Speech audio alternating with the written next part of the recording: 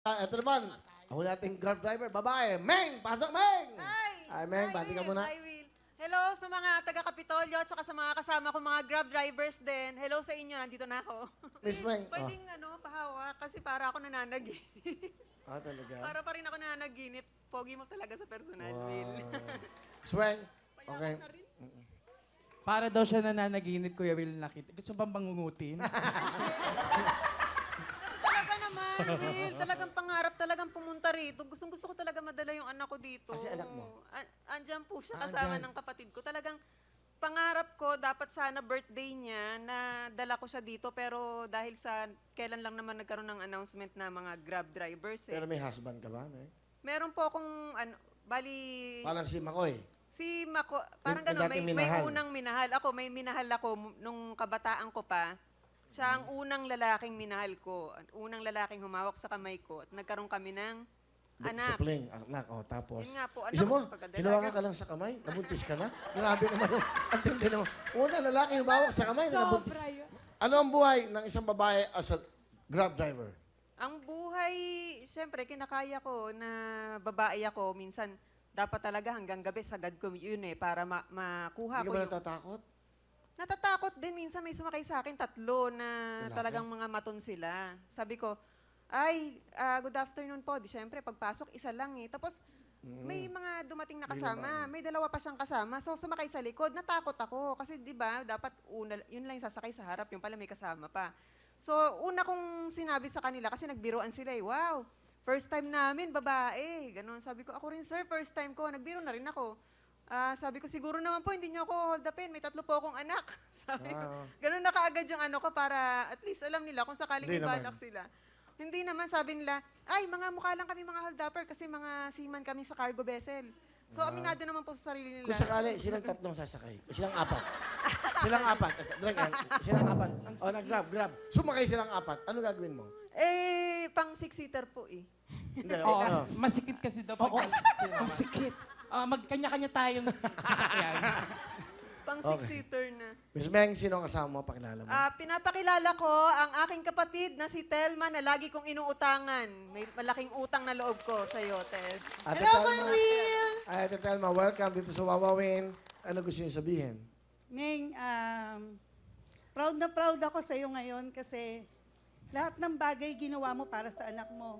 21 years, wala kang suporta sa bata. Tapos, birthday ng anak mo nung nakaraan, wala kang pera nun eh. Gusto mo siya i-treat. Pero natutuwa ako, ginawa mo lahat, nag-audition ka. Kasi alam mo, araw-araw, hindi dahil nasa Wawawin tayo.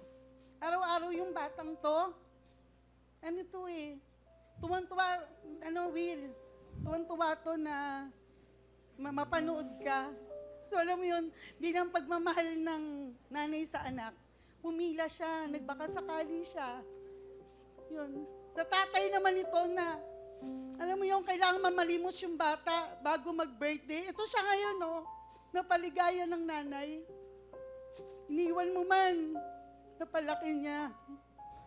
Sana, lagi kang makikinig sa akin na kung pagalitan man kita, na pag para sa anak mo, para sa iyo rin to, kung bakit ayaw kitang pa-abroadin.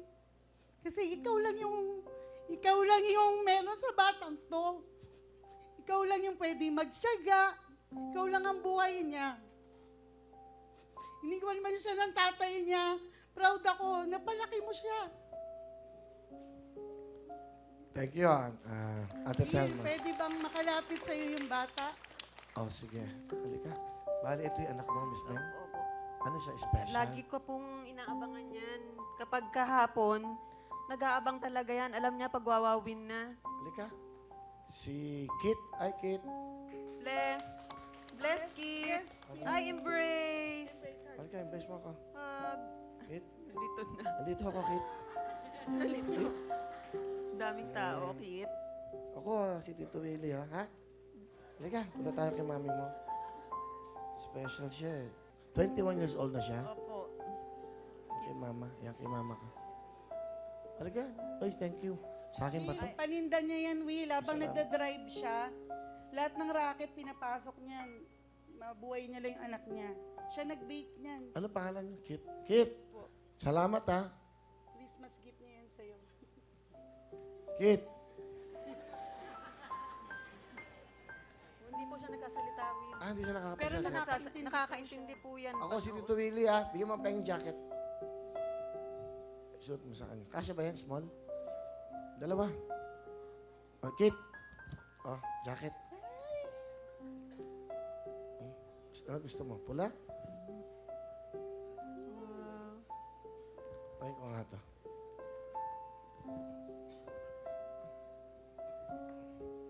Hindi ba malaki to? Okay lang? Bakit? Gawapo ah.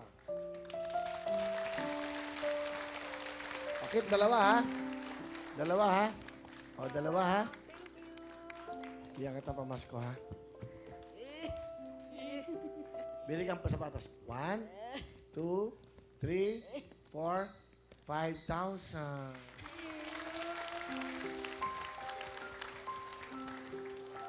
Ito na yung pa-birthday ko sa'yo, Kit. Kahit na hindi ka binigyan ng tatay mo, nagmamakaawa ako. Ayokong umiyak kasi kapag umiiyak ako, apektado siya. Pero dapat ako maging malakas para sa kanya. Iniwan na nga kami ng tatay niya, pati ba naman, siguro talagang dapat lang na ako yung magpakalakas. Dahil wala nang kahit anong meron siya, ako lang. Kaya hindi ko siya maiwan-iwanan. At yung pinili kong trabaho, yung pag-grab. Kahit na maraming dumating sa akin na opportunity na mga kumukuha sa akin papuntang abroad, hindi ko makagat yun dahil nga ako lang yung meron sa kanya. Kit, oh, mama. Ito na yung regalo ko sa'yo, Kit. Nakita mo si Will. Kit, saya ka ba? Ay, Kit, bigyan kita, oh. Pag inom ko, oh. Ito, oh. Tito Willie, oh. Ay, pakita mo nga, may picture ako. Ito na. Yan, wow, nakasmile. Oy. Oh, Oh, bili mo, 5,000. sa'yo yan, lahat yan. 5,000 niya. Sa'yo yan. Hi. Hindi niya pala